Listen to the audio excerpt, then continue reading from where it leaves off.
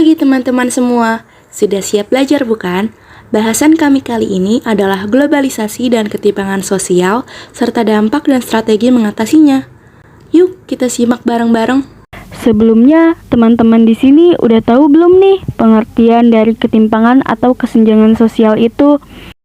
Jadi, menurut sosiolog asal Amerika, yaitu William Cockburn, ketimpangan atau kesenjangan sosial adalah perubahan sosial yang melibatkan unsur-unsur dalam masyarakat yang saling berhubungan antara satu dengan yang lain. Sedangkan secara umum, pengertian ketimpangan atau kesenjangan sosial adalah kondisi di mana adanya ketidakseimbangan atau jarak yang terjadi di tengah-tengah masyarakat yang disebabkan oleh perbedaan status sosial, ekonomi, ataupun budaya. Kesenjangan penguasaan iptek. Kesenjangan ini terjadi sebagai akibat dari kesenjangan mutu pendidikan dari berbagai daerah, sehingga kebutuhan tenaga kerja yang diambil dari lulusan tertentu seperti SMK dan perguruan tinggi yang seharusnya sudah memiliki kualitas tertentu sulit terpenuhi karena kualitasnya yang tidak sama. Selanjutnya, ada ketimpangan atau kesenjangan sosial pada bidang ekonomi. Perekonomian hanya tumbuh di beberapa wilayah dengan sumber daya yang dikuasai oleh golongan tertentu saja. Misalnya, perubahan teknologi yang mengakibatkan banyak orang memiliki pengetahuan tertentu yang terlibat dalam proses produksi. Contoh lainnya yaitu, yang pertama ada perbedaan status sosial. Perbedaan status sosial bisa menjadi penyebab kesenjangan sosial berdasarkan kekuasaan, kekayaan, dan usia pribadi seseorang. Status sosial terjadi karena adanya stratifikasi sosial, yaitu penggolongan masyarakat ke dalam kelas-kelas yang disusun secara bertingkat. Contoh dari status sosial antara lain majikan dengan buruh dan pemimpin partai politik dengan anggotanya. Yang kedua, ada kurangnya lapangan pekerjaan. Lapangan kerja juga mempengaruhi perekonomian dalam kesenjangan sosial. Sempitnya lapangan kerja bisa meningkatkan jumlah pengangguran di sebuah negara. Yang ketiga, ada kualitas diri masyarakat dalam aspek fasilitas kesehatan dan pendidikan. Pembangunan yang tidak merata membuat fasilitas pendidikan dan kesehatan yang memadai tidak dapat dinikmati sejumlah daerah. Akibatnya, tidak semua masyarakat mempunyai kualitas diri yang baik. Ketimpangan atau kesenjangan di masyarakat pada bidang politik. Terdapat dominasi ekonomi negara maju terhadap negara lain yang berdampak pada dominasi bidang politik. Misalnya, Amerika Serikat yang dikenal sebagai negara superpower memberikan pengaruh pada negara-negara lain dari segi kebijakan internasional. Contoh selanjutnya dari bidang politik yaitu 1. Dominasi negara maju terhadap negara berkembang dan miskin. 2. Hak pilih yang tidak merata pada warga negara. 3. Penyalahgunaan kekuasaan oleh pejabat pemerintah. Kesenjangan sosial budaya. Dalam hal ini, globalisasi meningkatkan sikap egoisme, materialisme, timbul budaya konsumerisme. Konsumerisme sendiri memiliki arti, yaitu gaya hidup yang menganggap barang-barang mewah sebagai unsur kebahagiaan. Dan yang terakhir adalah hedonisme. Hedonisme berarti pandangan yang menganggap kesenangan dan kenikmatan materi sebagai tujuan utama di hidupnya. Nah, teman-teman, setelah membahas pengertian serta contoh kesenjangan sosial dalam berbagai bidang, selanjutnya ada dampak dari kesenjangan sosial itu sendiri nih. Kira-kira ada dampak apa aja ya? Jadi, dampak dari kesenjangan sosial terbagi menjadi dua, yaitu dampak negatif dan dampak positif. Dampak negatif dari ketimpangan atau kesenjangan sosial, yang pertama ada melemahnya minat wirausaha. Yang kedua, terjadi kriminalitas. Yang ketiga, kemerosotan moral. Yang keempat, timbulnya pengangguran. Yang kelima, timbulnya kemiskinan. Dan yang keenam, kecemburuan sosial. Sedangkan dampak positif dari ketimpangan atau kesenjangan sosial, yang pertama ada dapat menumbuhkan rasa empati antar golongan. Yang kedua, dapat meminimalisir mental individu yang cepat puas. Yang ketiga, mendorong manusia untuk lebih bersyukur. Yang keempat, mengajarkan arti penting tentang kehidupan yang beragam. Serta yang kelima, mendorong beberapa daerah untuk memaksimalkan potensi sumber daya dan produktivitasnya.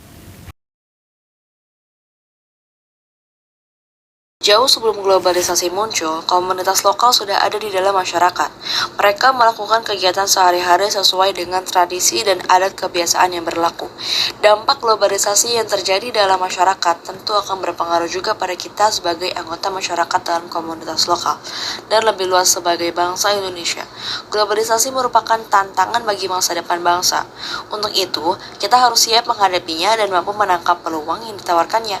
Ada berbagai macam reaksi komunitas lokal sebagai respon terhadap arus globalisasi ini. Secara umum, berbagai reaksi tersebut dapat kita simpulkan, yaitu A. Roland Robertson mencatat bahwa sebenarnya hal yang kita pilih dari hal-hal yang bersifat global hanyalah hal yang menyenangkan, dan kemudian mengubahnya sehingga hal tersebut beradaptasi dan sesuai dengan budaya dan kebutuhan komunitas lokal. Ia menyebut ini sebagai glokalisasi, yaitu komunitas lokal menangkap pengaruh global dan mengubahnya menjadi sesuatu yang cocok dan dapat diterima oleh selera lokal. Sebagai contoh, industri film India menggabungkan ide-ide barat masa kini mengenai hiburan dengan mitos Hindu, sejarah, dan budaya tradisional. B. Kita dapat mencampur unsur-unsur global untuk menghasilkan penemuan baru dari hasil penggabungan itu. Misalnya, beberapa musik dunia mencampurkan beat tarian barat dengan gaya tradisional dari Afrika Utara dan Asia.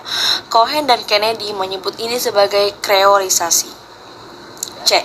Komunitas global berarti bahwa sekarang sulit bagi orang untuk tidak memikirkan dengan sungguh-sungguh kejadian di dunia atau mengakui bahwa kita hidup di tengah-tengah dunia yang berjadikan risiko. Ini dapat menjadikan pelebaran identitas komunitas lokal, terutama jika memilih untuk memenangi sesuatu yang global berkenaan dengan isu-isu seperti lingkungan hidup atau pengurangan utang. Pilihan-pilihan semacam itu turut bertanggung jawab terhadap peningkatan gerakan anti-globalisasi, terutama di kalangan anak muda. D. Pengetahuan kita tentang hal-hal global dapat meninggikan kesadaran dan kesetiaan terhadap hal-hal penting bagi komunitas lokal. Contoh, semakin menguatnya rasa kebangsaan kita. E.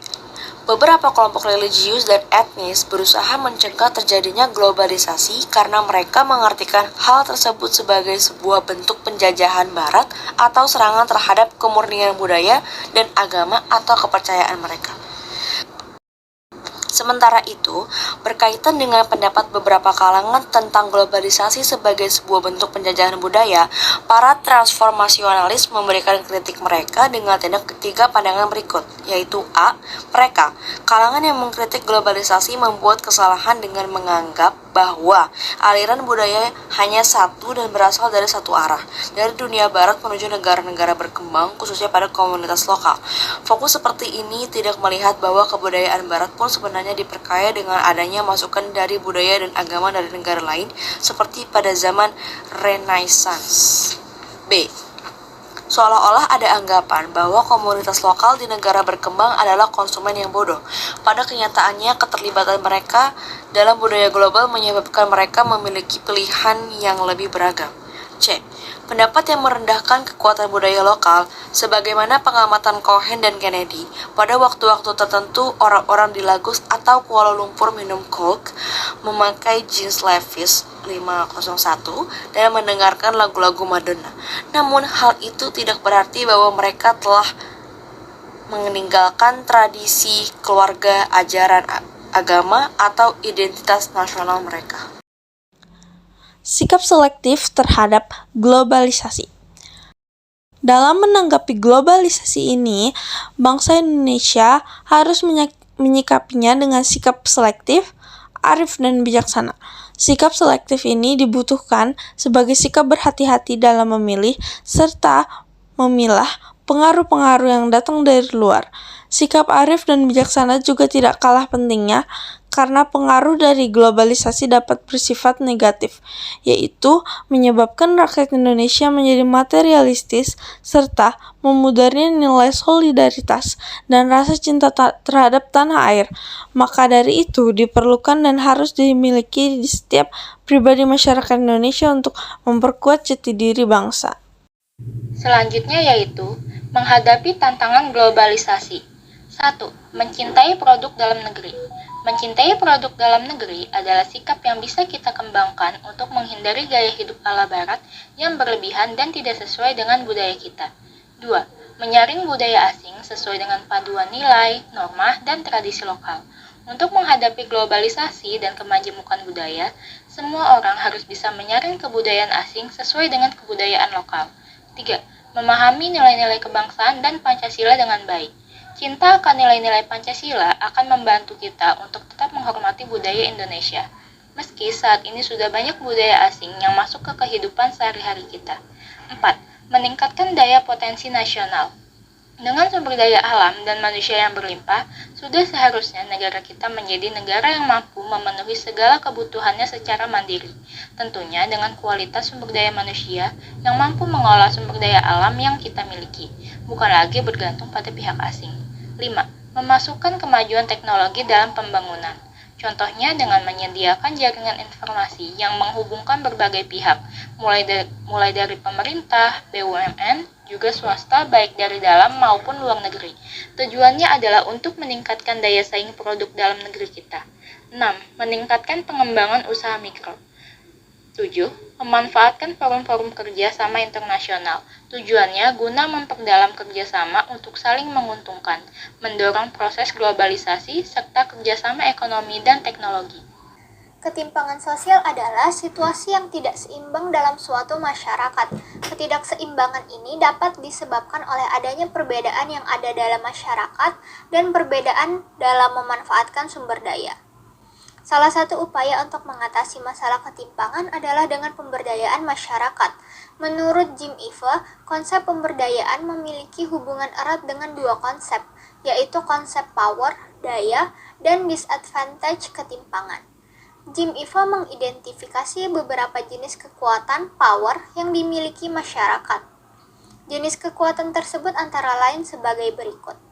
1. Kekuatan atas pilihan pribadi. Upaya pemberdayaan yang dapat dilakukan adalah dengan memberikan kesempatan kepada masyarakat untuk menentukan pilihan pribadi atau kesempatan hidup lebih baik.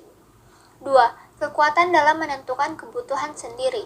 Upaya pemberdayaan yang dapat dilakukan adalah dengan mendampingi masyarakat untuk merumuskan kebutuhannya sendiri. 3. Kekuatan dalam kebebasan berekspresi. Upaya pemberdayaan yang dilakukan adalah dengan mengembangkan kapasitas masyarakat untuk bebas berekspresi dalam bentuk budaya publik. 4. Kekuatan kelembagaan. Upaya pemberdayaan yang dilakukan adalah dengan meningkatkan aksesibilitas masyarakat terhadap kelembagaan, seperti keluarga, pendidikan, kesehatan, struktur pemerintahan, media, sistem kesejahteraan sosial, dan sebagainya. 5. Kekuatan sumber daya ekonomi. Upaya pemberdayaan yang dapat dilakukan adalah dengan meningkatkan aksesibilitas dan kontrol terhadap aktivitas ekonomi. 6. Kekuatan dalam kebebasan reproduksi. Upaya pemberdayaan yang dapat dilakukan adalah memberikan kebebasan kepada masyarakat dalam menentukan proses reproduksi. Selain mengidentifikasi kekuatan yang dapat digunakan sebagai pemberdayaan, barulah dilakukan strategi dalam upaya memberdayakan masyarakat. Jim Eva membagi strategi pemberdayaan tersebut menjadi 3, yaitu sebagai berikut. 1. Pemberdayaan melalui perencanaan dan kebijakan yang dilaksanakan dengan membangun atau mengubah struktur dan lembaga yang dapat memberikan akses yang sama terhadap sumber daya, pelayanan, dan kesempatan berpartisipasi dalam kehidupan masyarakat. 2. Pemberdayaan melalui aksi-aksi sosial dan politik yang dilakukan perjuangan politik dan gerakan dalam rangka membangun kekuasaan yang efektif. 3. Pemberdayaan melalui pendidikan dan penumbuhan kesadaran yang dilakukan dengan proses pendidikan dalam berbagai aspek yang cukup luas. Hal ini dilakukan untuk membekali pengetahuan dan keterampilan masyarakat lapisan bawah. Selain ketiga strategi di atas, ada beberapa strategi pemberdayaan masyarakat yang lainnya, yaitu sebagai berikut. 1. Memulai dengan tindakan mikro tetapi memiliki konteks makro dan global. 2. Membangun kelembagaan masyarakat. 3. Pengembangan kesadaran masyarakat. 4. Redistribusi sumber daya ekonomi. 5. Menerapkan model pembangunan berkelanjutan. 6. Kontrol kebijakan dan advokasi. 7. Pengembangan sektor ekonomi strategis. 8. Pendekatan kewilayahan administratif dan kawasan. 9. Membangun jaringan ekonomi strategis. 10. Penguasaan iptek.